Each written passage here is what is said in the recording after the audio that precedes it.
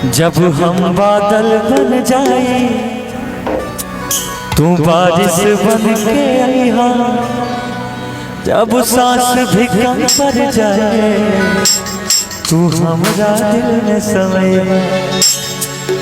रिमझिम सावन की बूंदे तुम हर मौसम पर सहा, जब सांस भी कम पड़ जाए तू हमरा दिल में समय।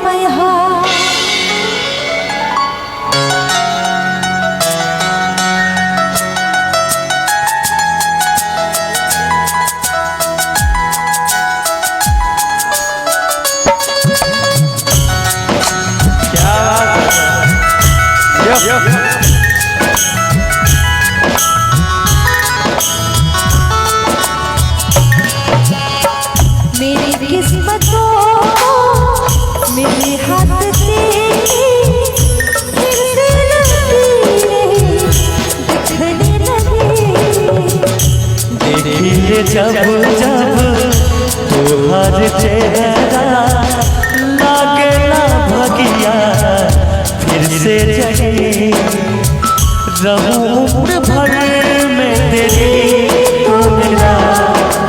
अब मैं बोलूं जब हम बादल बन जाए तू बारिश बन के आईहा, जब सांस भी कम पड़ जाए तू हमरा दिल में समय।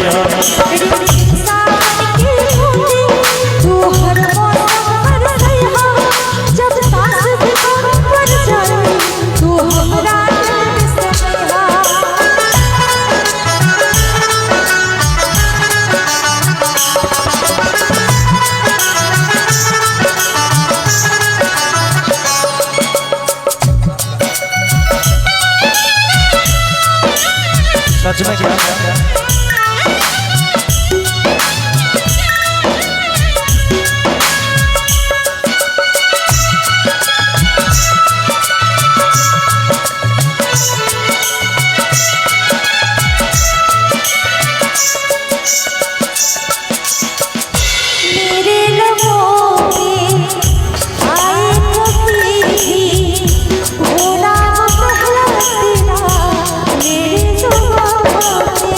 अखियाँ के काजल पागल करेला, जानू हो मर जाएगा यही अदा पे। बना लो अब तुझे खुदा, जब हम बादल बन जाए तो बारिश बन के आई, जब सांस भी कम पड़ जाए तो हमरा दिल में समय। तुम हर मौसम पर सहा, जब सांस भी कम पड़ जाए तो हमरा दिल में समय।